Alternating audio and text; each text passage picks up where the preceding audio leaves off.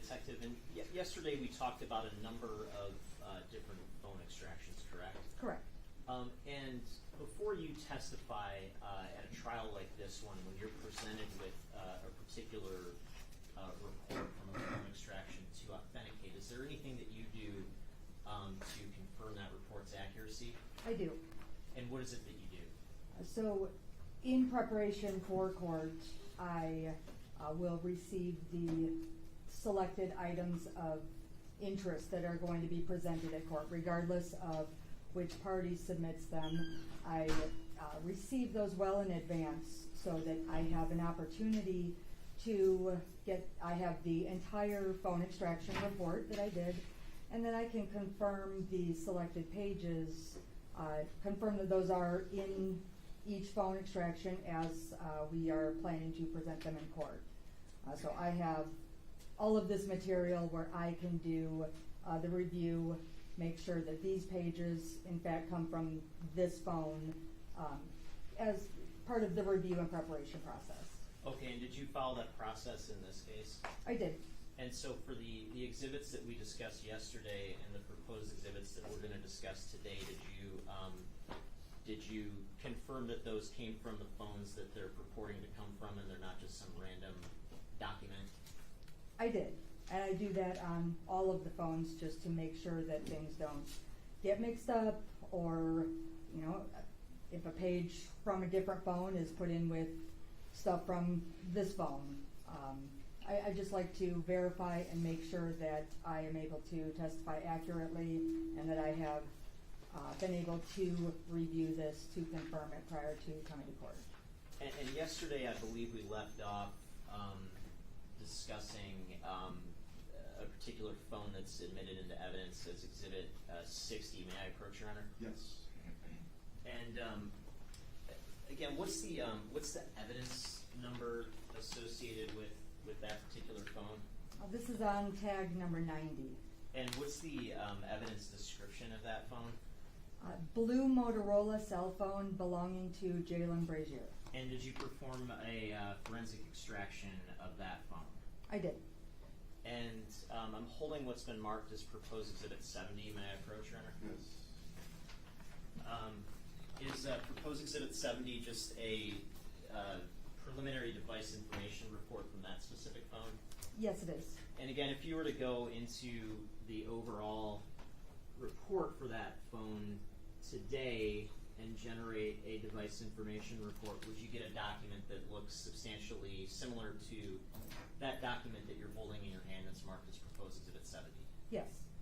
Thank you. I move to admit proposed Exhibit 70. It was admitted yesterday. And I'm sorry, I couldn't remember whether we got that far or I not. have it on my list. It's Okay. admitted yesterday. All right, terrific. Sorry about that. It's all right. Okay, so, and again, if we look at Exhibit 70, just to make sure that we, and I think we may have covered this yesterday now that I think about it, the phone number associated with this particular device, what would that phone number be? 313-516-7046. Okay, and then I'm also holding a document that's already been admitted as Exhibit 71. May I approach, Your Honor? Yes.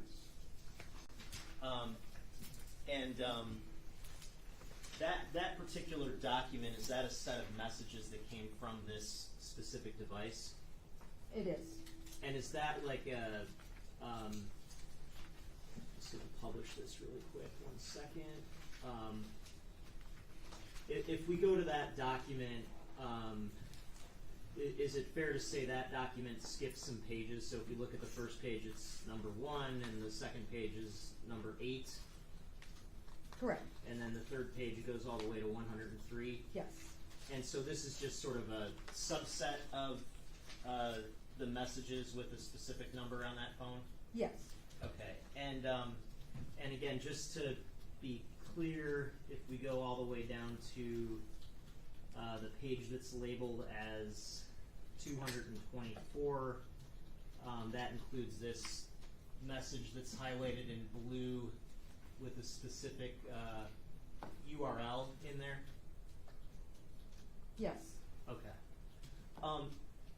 Now, have you also had an opportunity to review the sort of full set of messages with the specific phone number at issue here? I have. And is that phone number the number that's reflected here at the top of page 1 on Exhibit 71? Yes.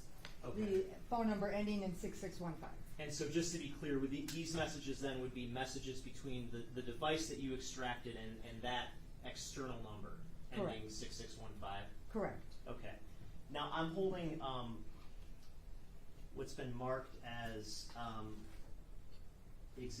proposed exhibit 71A. Is it your understanding that this disk just contains the full set of messages with that specific number? Yes. So it would include the pages that were trimmed out of exhibit 71? It would. Yes. Okay. And is it also your understanding that the content on this disk has been redacted for some sexually explicit images? Yes.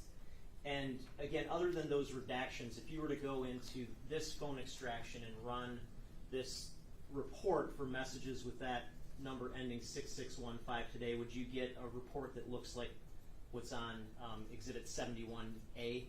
Yes. Okay. And I move to admit Exhibit 71A, Your Honor. No objection. All right, it's admitted. Thank you.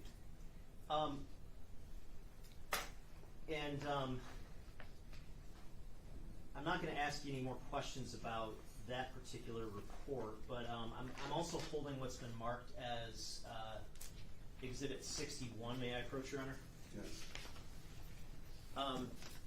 Taking a look at Exhibit 61, what's the evidence tag, again, associated with that particular phone? This is on tag number 89. And what's the evidence description of that phone?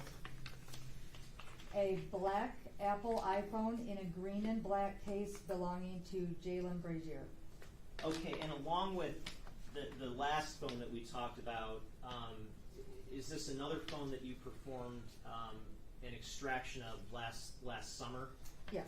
Okay, and I want to ask you about a couple of documents from that particular report. First, I'm holding what's been marked as proposed Exhibit 72. May I approach, Your Honor? Yes. Would proposed Exhibit 72 be just, again, the device information report for this particular phone that's been admitted into evidence as Exhibit 61? Yes, it is. And again, if you were to go into the full report for that phone again today and generate just that preliminary report, would it look something like the document that you're holding in your hand? Yes. And with that, I move to admit proposed Exhibit 72, Your Honor. No objection. It's admitted. And if we pull this up, Exhibit 72,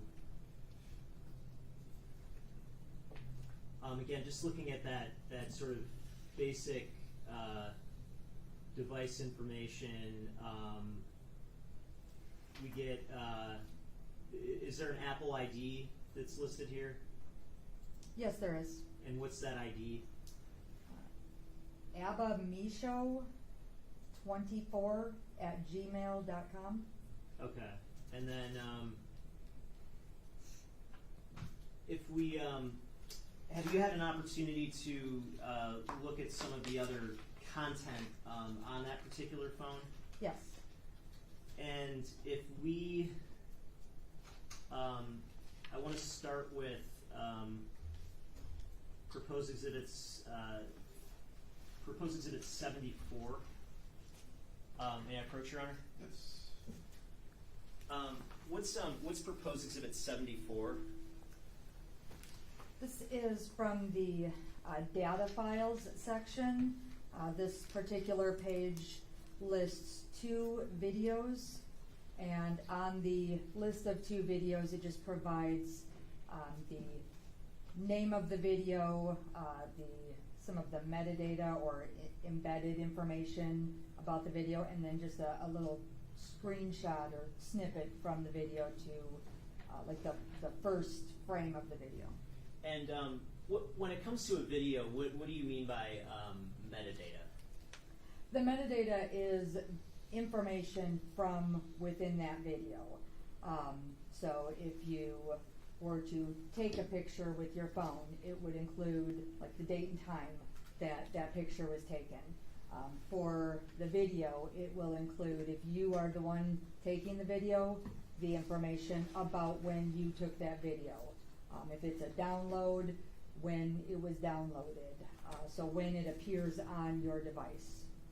Okay, and for the two videos reflected in that particular report, proposed exhibit 74, again, if you were to go into the overall extraction for the phone today and try to generate a report about the available metadata for those two videos, would you get something that looks substantially similar to proposed exhibit 74?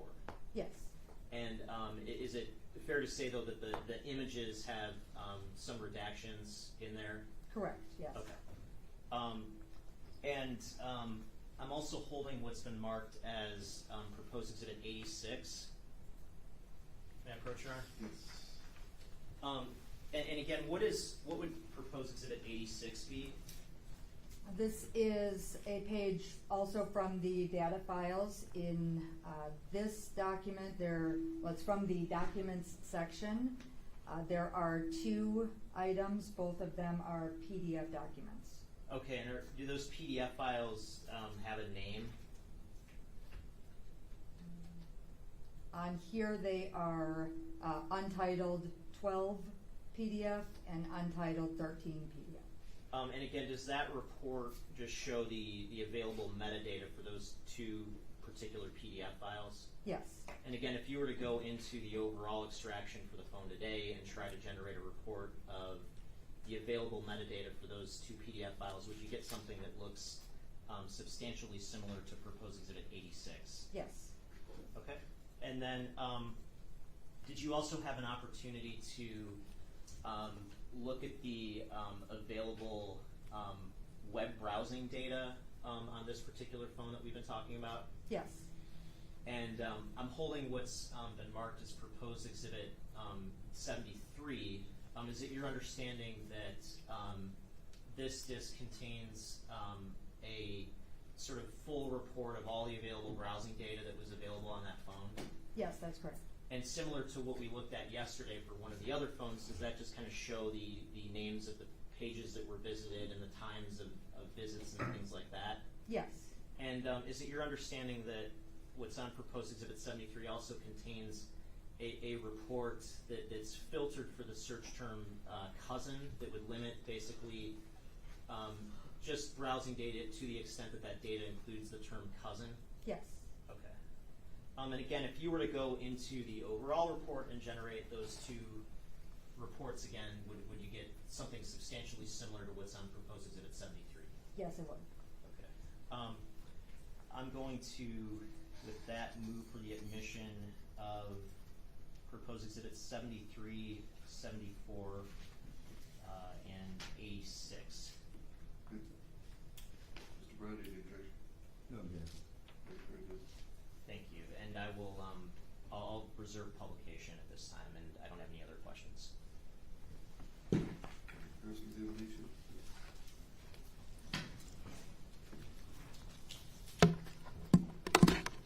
Good morning, Sergeant. Good morning.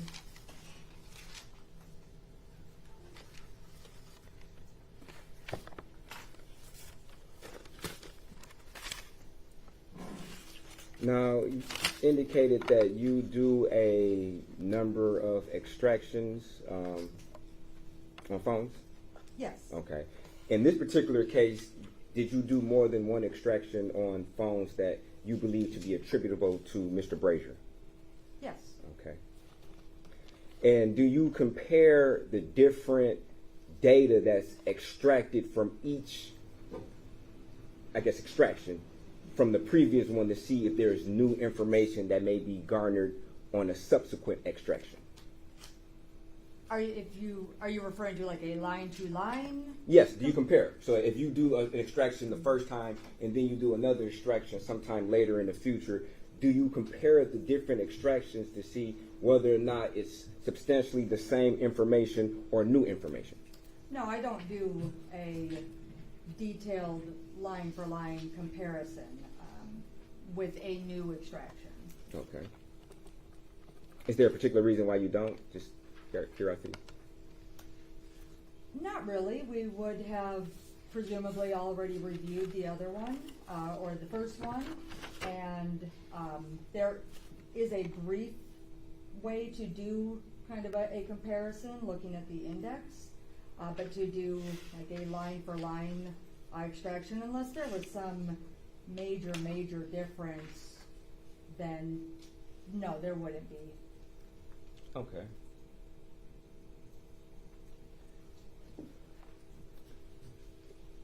Do you still have a copy of exhibit number? Hold on, let me get the right exhibit number.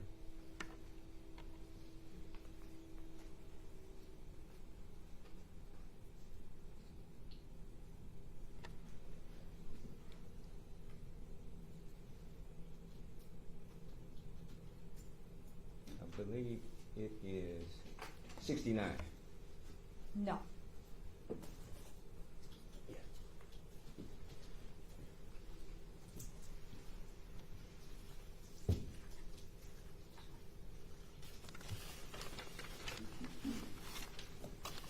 And that is, from your understanding, that is a copy of the totality of the text from Miss Foster's phone with the contact Fable, correct? Correct. Okay.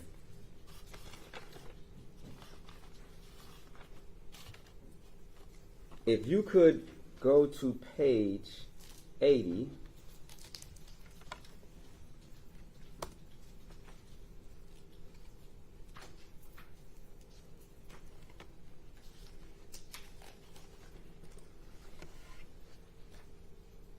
And if you could read the texts that are illustrated on that page. Yes. Do you only want me to read the body of the text, or? Oh, if you could With read, other information. if you could read who it's from and the body of the text. The first message on the top of page 80 is from Zion Foster to the contact Favo. Yes. And the message reads, "I want to die." The next message is also an outgoing from this phone that says "literally." Okay. And the third on this page is an incoming from the contact Favo that reads, "All 'cause you want to live on the edge." Okay. And could you read the first message on page 81? Yes, 81, starting at the top, is an outgoing message from this phone, and the message reads, "I'm running away." Okay. And that's from. From the phone belonging to Zion Foster to the contact Favo. Okay. If you could scroll, or flip to page 77.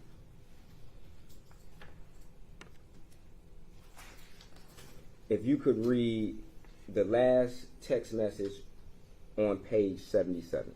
Yes, that is an outgoing text from the phone belonging to Zion Foster. The message reads, "I'm going to kill myself." Okay. And if you could go to page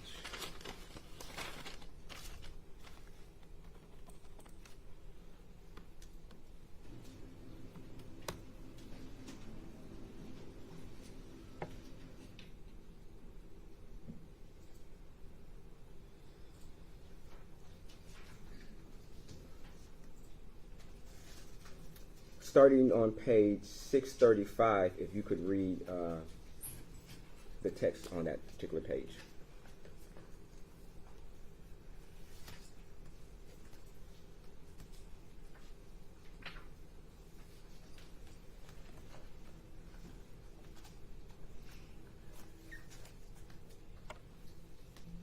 635? Yes. The first message on this page is an incoming from the contact listed as Fabo that reads, "Before I go back to sleep." Oh, and I apologize. I apologize. I'm sorry. Could you start with page 633, the last text message on page 633, and read, continue to page 635? Okay, the bottom of page 633, the last one on this page is an outgoing message from the phone belonging to Zion Foster. The message reads, "Jaylin." Starting at the top of page 634, there is an incoming text that reads, "What's up?" Next is an outgoing text that reads, "Question." And the final one on this page is an incoming that says, "Ask." Starting at the top of 635 is another incoming message that says, "Before I go back to sleep."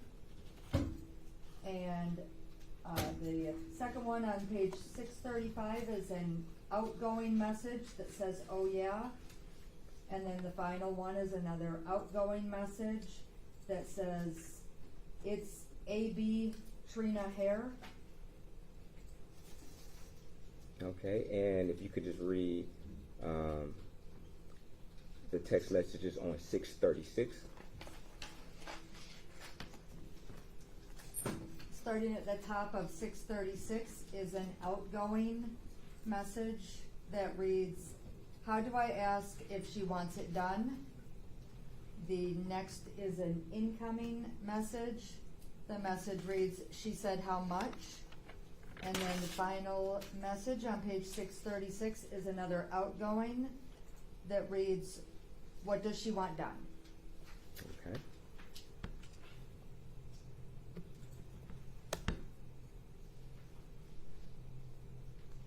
If you could read starting on page 269.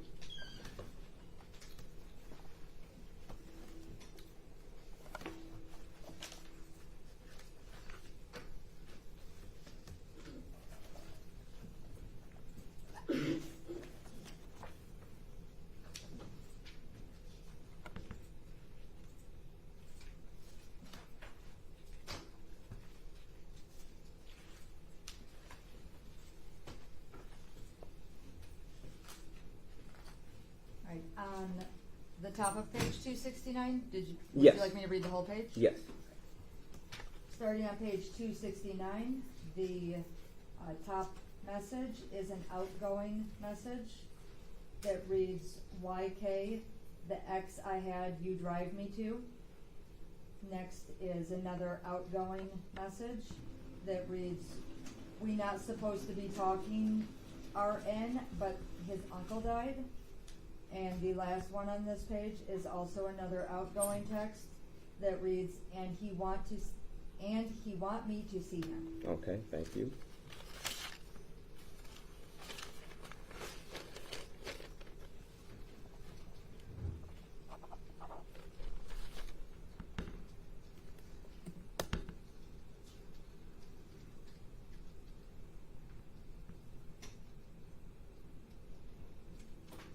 If you could read the text messages that are contained on page 381.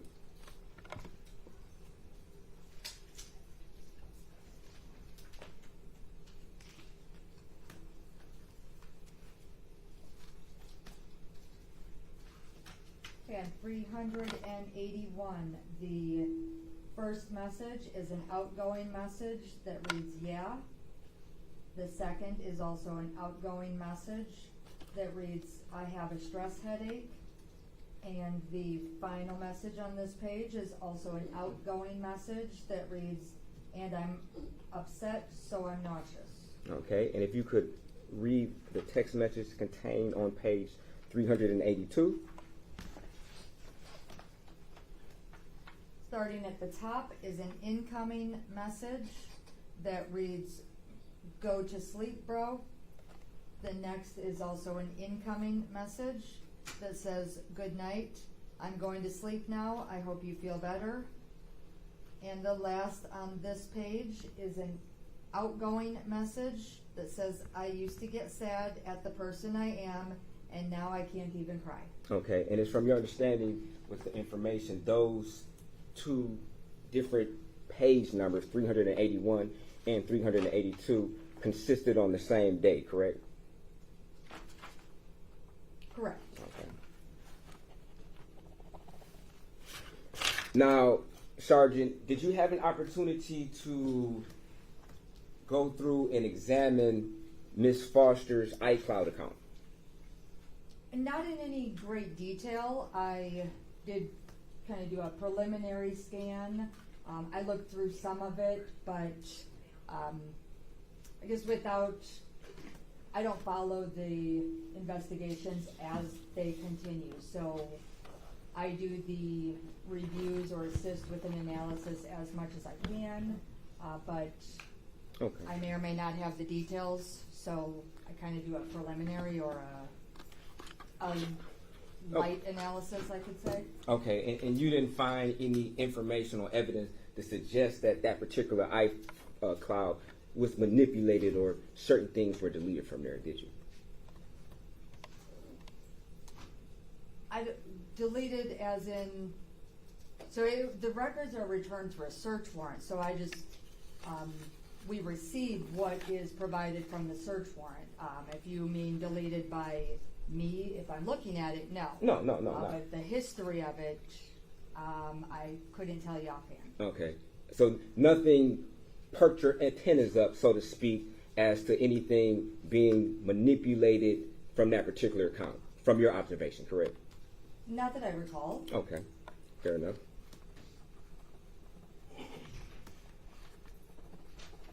Now, when somebody views something on the web, sometimes there's information that is retrievable as far as the history, correct? Correct. Okay. Would it be fair to say that some of that information is stored maybe like in a cache? It could be stored in, the traces would be stored in a cache. Okay. And would it be fair to say that sometimes at certain points that cache is automatically deleted? Say, for instance, if somebody's memory is running low, the computer or phone would then erase previous information to allocate space to new information, correct? It's possible. Okay. In the settings, each user can set up their settings to store various information for however long they want. Okay, and it would be fair that by default there's a factory settings that's already pre-programmed as far as how much information can be stored before it is then deleted to save space or make space for new information, correct? I don't know that there's a default that will automatically do that because of the way technology works. Your default could be to delete it, but your default could also be to back up to a cloud account, or you could purchase more space. So there are different methods that could be employed to save or delete. Okay, and as far as Mr. Brazier's phone, you don't know exactly how those settings were programmed? I'm not sure off the top of my head now. I'm not sure. Okay, was that part of your analysis? Which phone? Any phone, any and every phone. Well, the first phone I know was limited in data, and there were events that showed a factory reset, so that was deleted. The Motorola phone, I don't remember that there were, I know that we were able to extract data from it. I don't believe there was, I don't know if there were signs of a factory reset on that or not. The iPhone from last summer, that I didn't think there were, but I would have to look at the actual device events page just to make sure that I'm correct. Okay, and you stated the second phone, you said you don't believe that there was any signs of a factory reset. You weren't questioned on that during direct examination, were you? No. Okay. And if it was, that would have been something that you would have at least reduced to writing, correct? No, a specific event? No, if there was evidence that that particular device had been factory resetted, you would have reduced that information to writing, correct? No. You would not have generated some type of written report that would indicate that this particular device that you were extracting had been factory reset? No, I don't put those particulars in a written report. The extraction in its entirety is the complete report. Okay, so to be fair, that information would be contained in a written report, whether or not you read it or if it was computer generated. It would be in the computer generated extraction report, not something that I would author. Okay. But you would be in possession of that report, correct? I would be the one generating that report, so yes. Okay, fair enough. Now, if we go back to exhibit number 35, I'm not sure if you have a copy of that. No, are we? Exhibit 35, we're done with We're that done for right with this now. one? Yes.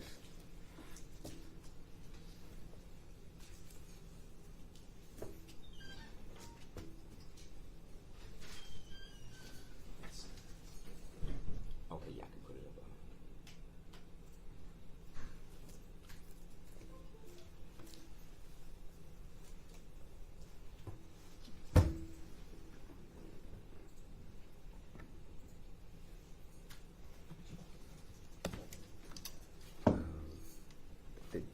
Just the video.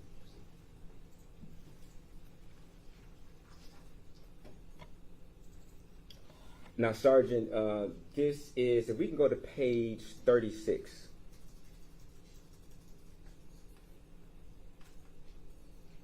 Now, Sergeant, this is a compiled list of some of the items that were deleted from the web search history. Correct. Okay. And you don't know whether or not these particular items were automatically deleted, such for reasons as a lack of memory, or if they were actually physically deleted by an individual. Would that be a fair statement? Yes and no. I don't know that it would delete automatically because of lack of memory on a device. It could be a default setting to delete after a certain amount of time. That would go into play, but you don't know, because you don't know what the settings were programmed. correct. Now, is that something that you normally try to evaluate as part of your process of analyzing a particular phone? What settings there would be that could possibly delete information? Not necessarily. I'm looking at the information contained. Okay. Looking for patterns or the data, but Okay, fair enough. Now, if you're being called to testify about certain deleted items, couldn't you foresee a question being asked is how this particular information was deleted? Was it by the system itself or by a user? That's a foreseeable question, correct? I wouldn't foresee any questions one way or the other. I do the best I can to prepare and be able to authenticate the information, but any questions surrounding any particular chunk of data, I wouldn't be able to foresee what types of questions or why such questions would be asked. Okay. And if we look at item number 70 and 71, that appears to be Kroger.com. 171? 170 and 171, I'm sorry. Okay, yes. Okay. Up here, 170, 171. Kroger. Okay, and Correct. if we go all the way over to the right column, that would indicate that those particular searches were deleted? Correct. Okay, and that also would go for the Amazon.com? Correct. Okay, so it'd be fair to say that there are a lot of just general sites in this particular compilation of items that were deleted, correct? Correct. Okay. Things, in your opinion, that had no evidentiary value to this particular case, correct? in your opinion? I would agree. Okay. Would you also agree that there were searches of porn in this particular compilation? Yes. Okay. And you would agree that none of the searches for porn sites or visits of porn sites had anything to do with a cousin in this particular search. You would agree to that, correct? This is the Samsung cell phone, is it right? I believe this is from the Samsung. So yes, I would. You would agree with that? Yes. Okay.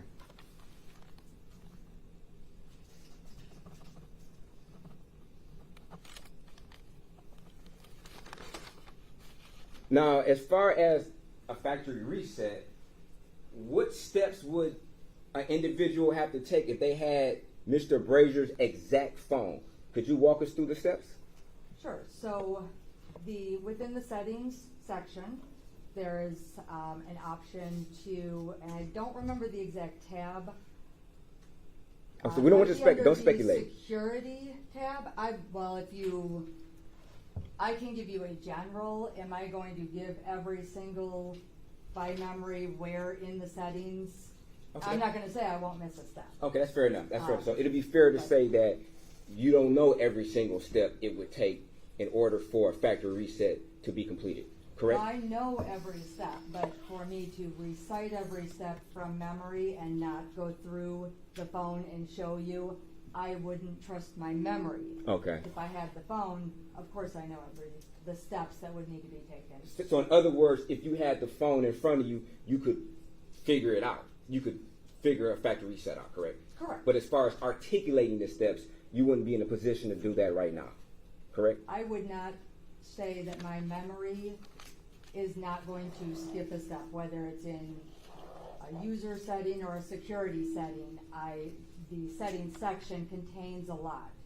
Okay. And because different phones operate in different ways, I don't want to skip a step and then not be accurate. Okay.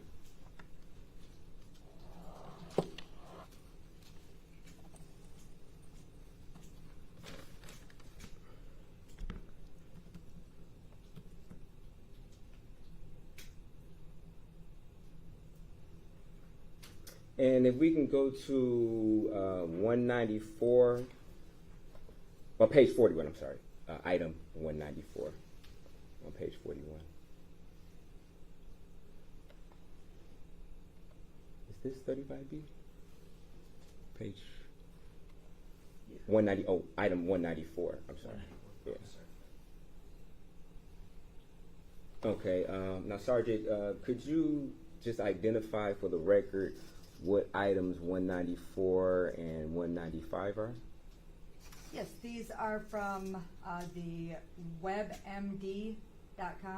Okay. Both of them. Okay. And you wouldn't know exactly, I guess, would it be a fair statement that exactly what was looked on WebMD, correct? Correct. Okay. You don't know if somebody could possibly been looking for possible reasons or ways that a person could die suddenly, correct? You wouldn't know that, right? Not from these two searches, no. Okay.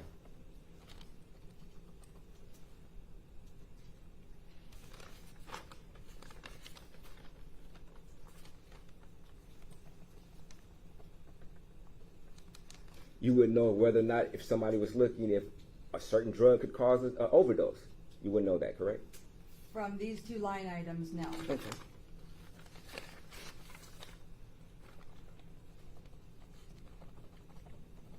Now, is it possible that a software update could trigger a reset on the phone? I've never seen that. You've never seen it, or is it impossible? That a software update A software update. If a I'm sorry, if you could clarify, are we talking about software like my Cellbrite software update? No, not your Cellbrite. Oh. But if somebody has a particular device and it gets an over-the-air update or a plug-in update to a computer, is it possible that that particular update could trigger the phone to do a factory reset? If you know. I've never heard of such a thing happening. Okay, but you wouldn't know whether or not it could, if it's possible. Would that be fair? Correct. Okay.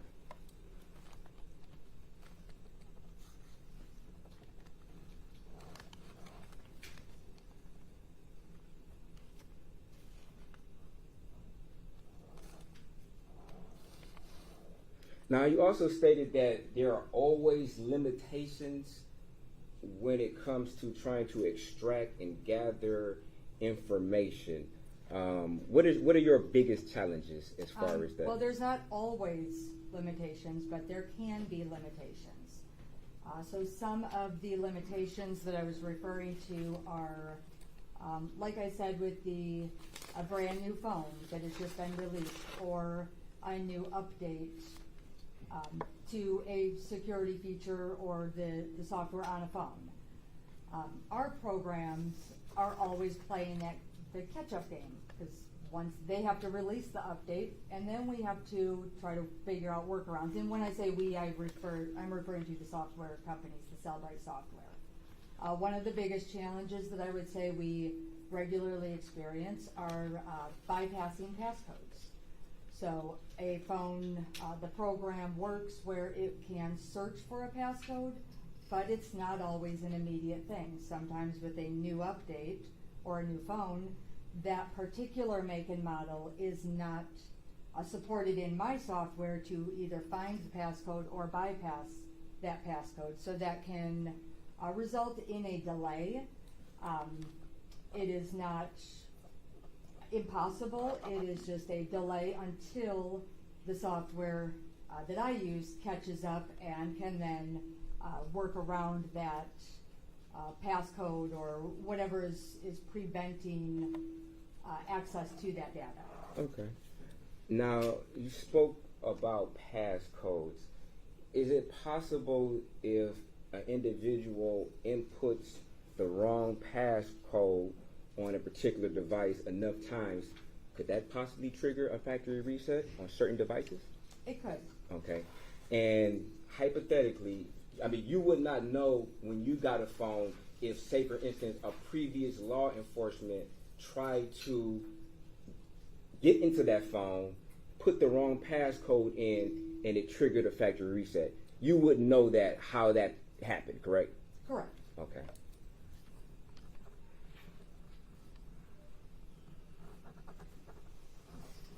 And when you receive a phone, you're not researching the chain of command, right? Your job is to extract the phone, correct? Correct. Okay, so you're not asking, hey, did such and such have this phone before, and what they did with the phone. That'd be a fair statement, correct? Right, as long as it comes with the proper legal authorization to extract the phone. If I have a phone and a search warrant, then yes, that's where I begin. I'm not where that phone was prior to, I don't know. Okay.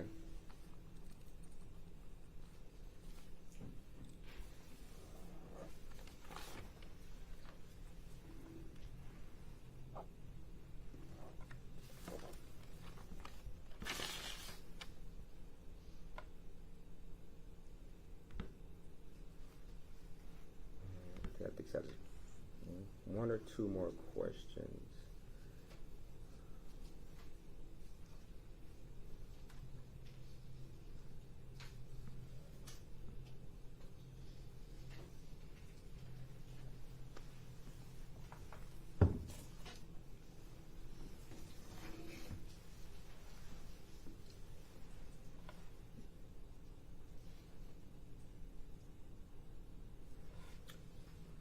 If you could look at Exhibit 74.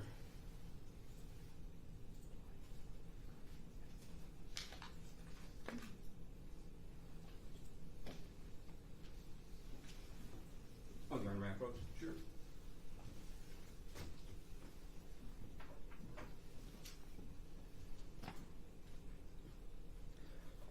Now, you stated that this was metadata from a phone that was extracted, correct? Correct.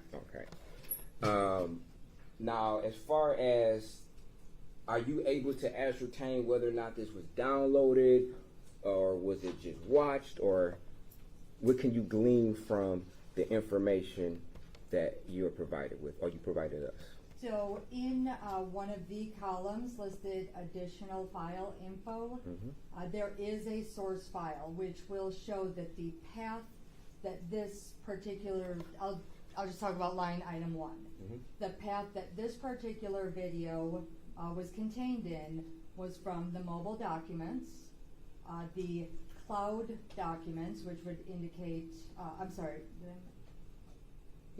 so the cloud documents, which would mean that it was within a cloud account and it was a download of and then it provides a name of a person. Okay. I believe is a person. Okay, and you don't know whether or not, I guess, certain websites that may have a video, if you click on that video, you don't know whether or not it would trigger an automatic download in order to watch that particular video versus being able to watch that video, say per se, on the web itself, if that makes sense. It does make sense, I believe, but I wouldn't be able to determine that through this line item. That would require a little more digging into the path that how this appeared on the phone, that actual path that downloads to the cloud to then the documents that I'm looking at. Okay, and did you do any additional analysis to determine whether or not that was possible or that happened in this particular incident? I did not myself. Okay.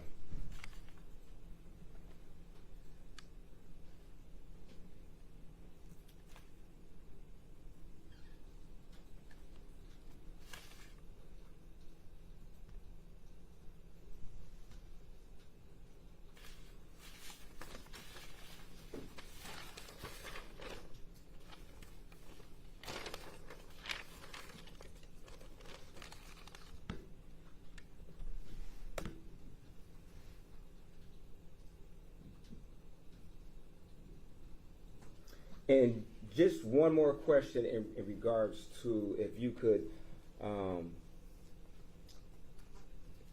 look in Exhibit 69, if you could go to page 86.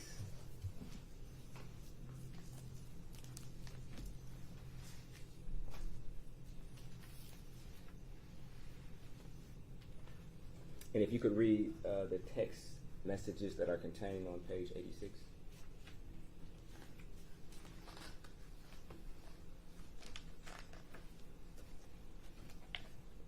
Okay, page 86, the top message. And I apologize, I didn't mean to cut you off, I apologize.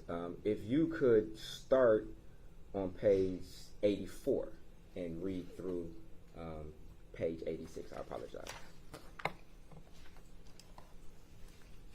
Okay, the top message on page 84 is an incoming message from the contact Feivu, and there was an attachment that is not here to be viewed. The next is an outgoing message that reads "yeah."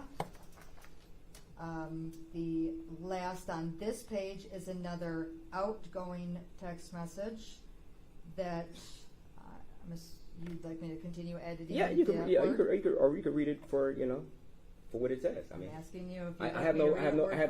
I have no problem. Okay. The last on this, my other nigga just left. The top of page 85 is another outgoing message that says, I need to do better. The second, on page 85, is an incoming message that reads, and still no pill. And then the final on page 85 is an outgoing message that says, yep. And then page 86, the first is an incoming message that reads, okay, good, now chill, TF out. Next is an outgoing message that says, no, I'm saying no pill. And then the final on page 86 is an incoming that says, welcome to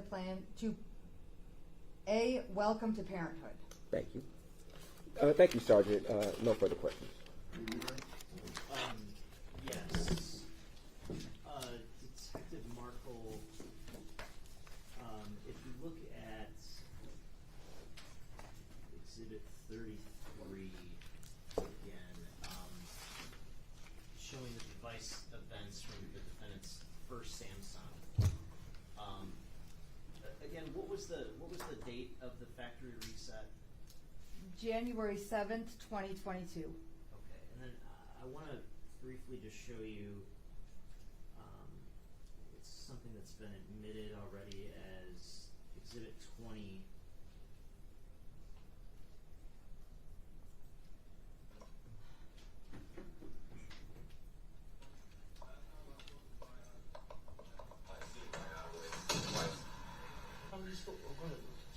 So they were saying her phone pinged through here. You don't mind if we I'll give you permission. just to? Okay, cool.